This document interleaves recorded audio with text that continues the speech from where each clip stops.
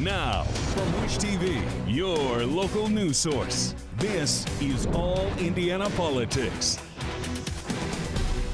Good morning, and thank you for joining us for this first All Indiana Politics of 2021. And we start with an Indiana lawmaker saying her goodbye to the U.S. House of Representatives. Following a very contentious election, those divisions are on full display, for better or for worse. It's easy to point out the problems we face, but it's the difficult, humbling work to set aside our differences, to roll up our sleeves, and to focus on finding solutions. My time in Congress has taught me that it is work worth doing. Republican Susan Brooks is retiring after 8 years in Congress. She had previously served as the U.S. Attorney for the Southern District of Indiana. Her term officially ends this weekend. She's with our Alexis Rogers. Let's welcome in U.S. Representative Susan Brooks. Thank you so much for joining us. You know, you've served for quite some time now. As you prepare to leave the House, it seems like that process is already starting. What would you say was some of your biggest accomplishments? Well, and thank you so much for having me. I'm really honored to be here, here in the nation's capital as we try to finalize, these last packages and make sure we get some COVID relief out to Americans across the country. I think that some of my greatest accomplishments actually are not just mine, but I had an amazing team, both in my in the Carmel office, in the Anderson office, and out in Washington, D.C. And without that staff, we could not have accomplished anything. But I will tell you, it's the cases that we did for people, whether it's a veterans case, helping them to get their veterans benefits, whether it was an international adoption, whether it was helping a person with their Social Security benefits. Those things that we don't talk about very much really made a difference in people's lives, or the Paycheck Protection Program, helping people get those loans. But I think out here in Washington, D.C., I was very proud of the opioid package, the big package of bills that we got accomplished, over 100 bills packaged together to help those going through and families going through the opioid addiction. I also was the main Republican author of the Pandemic All Hazard Preparedness Act. Believe it or not, I was thinking about pandemics before this pandemic hit, and we got increased funding for our needs. It certainly wasn't nearly enough. And there are many, many bills that I was involved in that I'm very proud of, mental health for law enforcement. But the very last thing that I was able to be a part of was a bipartisan select committee on the modernization of Congress. We passed 97 bipartisan recommendations of how to make this place work better for the American people. And I'm very proud that, bipartisan group of members came together. We're moving them into law, and they will be going forward, 97 ways to make this place work better for the American people. That is quite the accomplishment, especially as we look at where we are now, right? How important do you feel that the bipartisan efforts will be for our country to move forward? It's critically important, and usually in times of crisis, we do work in a very bipartisan way. In the next Congress, bipartisanship is going to be critically important. The Democrats have their slimmest majority in decades. And so I actually think that will force more coalitions to be created to get things done. I think that Speaker Pelosi, in order to pass legislation that maybe President-elect Biden wants, they will have to get Republicans on board in case some of their members aren't in favor of that legislation. So they're going to have to, I think, are going to have to work much more with Republicans than they have been. Let's talk about the new Congress. A record number of women serving. I know that is something that is near and dear to you. Why do we think that we're seeing this? What does this mean for those who might be thinking about serving in the future and their efforts and ability to do so? Well, on the non-legislative front, that is my proudest accomplishment. Is I was the recruitment chair for our party here in the House this year, and we had a record number of women and people of color run all across the country. Record numbers won in their primaries, and that's always been a difficult thing for a lot of our Republican women to win in primaries. We had a record number win, and then we have a record number coming into the House. Right now, there are 29 women that will be coming to the House. We flipped 14 seats from Democrat-held seats to Republican seats. 10 of those were done with women across the country, and I'm just so proud of them. And then we held seats so Victoria Spartz held my seat, and I think has a very unique, strong story about freedom growing up in Ukraine and what freedom means to her, and has really going to be a very strong voice for the people of the 5th District. So, but I'm really proud. I think that hopefully it shows that women at the right time in their lives should step up and consider running for office if they want to serve their community and their neighbors in that way at all levels of government, local, state, and federal. And that's something I want to continue to stay involved in going forward. A couple of more questions for you. Some Republican House members say that they will challenge the Electoral College results when they come before Congress. Do you believe that they should formally challenge Joe Biden being the next president? I am one that did believe that that President Trump certainly had the right to utilize the laws in each of these states where there are significant concerns about the election process. That's what challenges and audits and recounts are for. But he and his team have really exhausted those. The Electoral College has spoken, and I believe that we should go forward in adopting those results. I do understand that there are some members that will be challenging the Electoral College results. But I believe at the end of the day that Vice President Biden, now President-elect Biden, will be sworn into office. Last question for you. What's next for you? Your days will be very different now.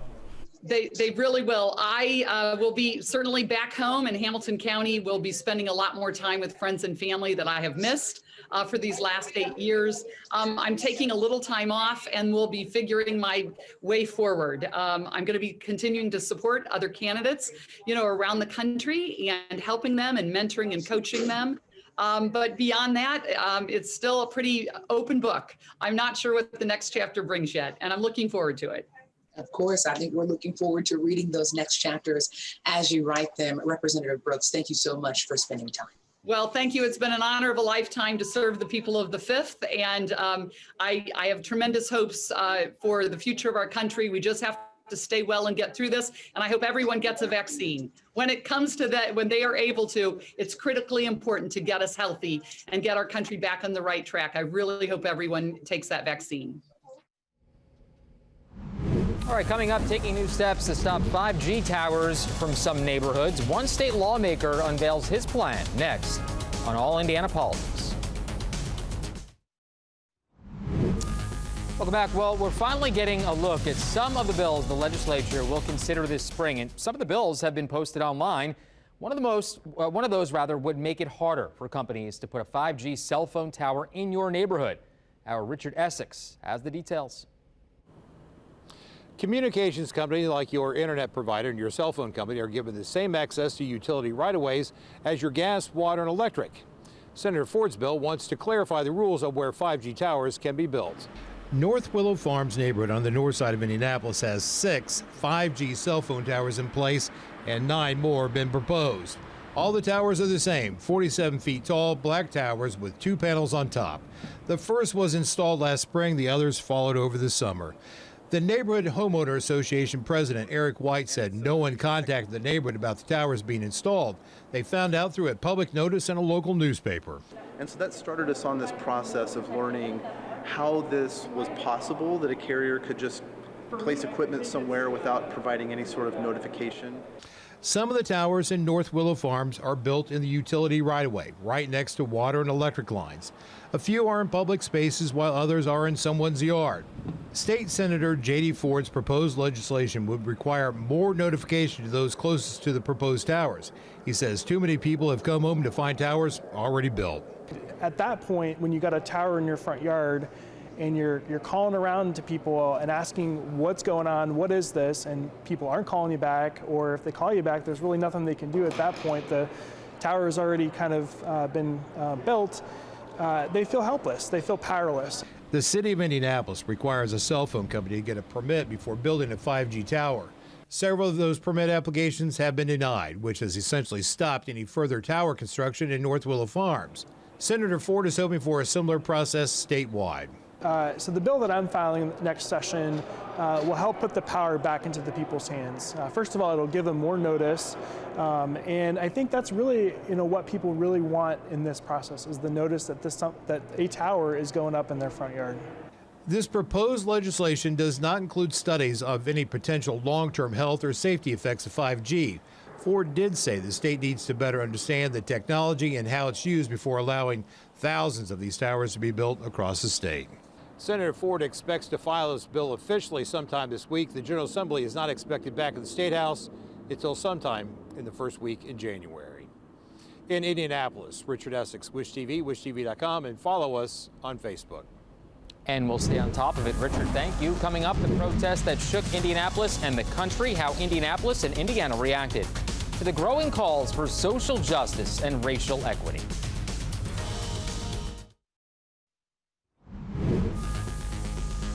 Welcome back to All Indiana Politics. As we start 2021, we want to take a look back at 2020. It was an unprecedented year, including the calls here in Indiana and around the country for social justice and racial equity.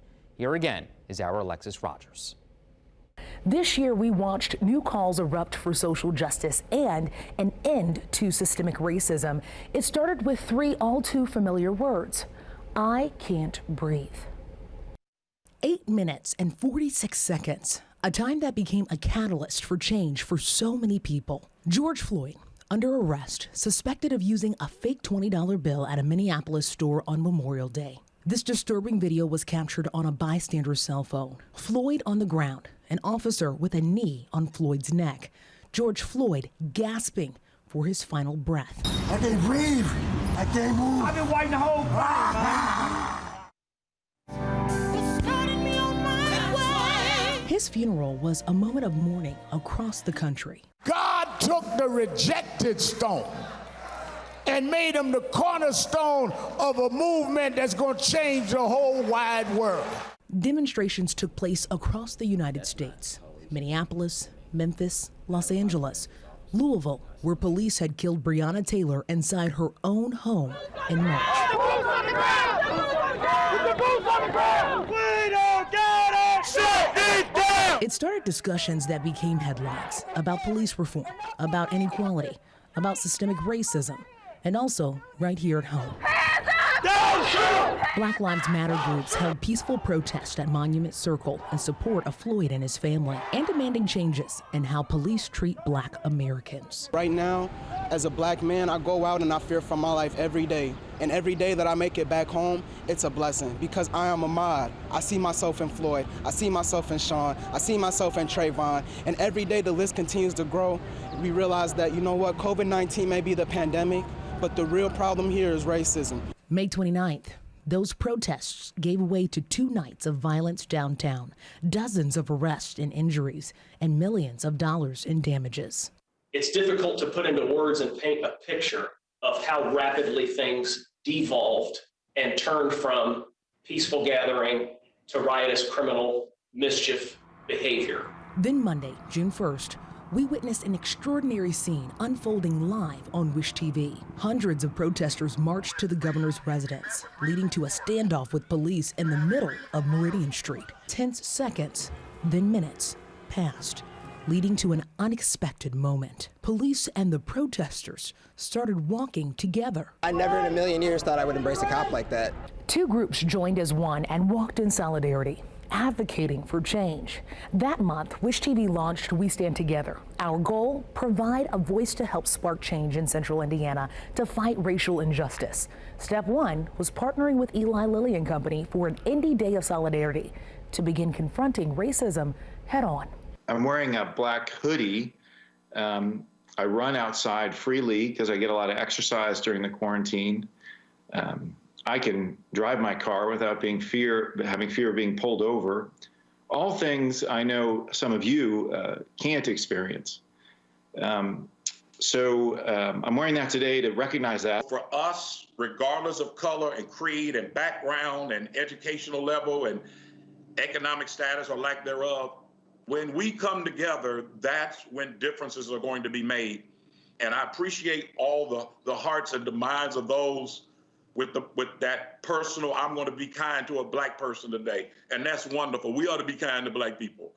But it's the policies, it's the systems, it's the legislation, it's the law. A commitment to change now spreading throughout the community. The entire world witnessed a human being, life being taken on social media, on these different platforms. We were there when he took his last breath, and it was hard for us to witness that.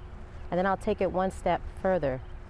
If you're a mother, an auntie, a stepmom, when that young man called out to his mother, it hurt. We all felt that. I think we needed this moment to listen to the pain, the honest experience of colors of community.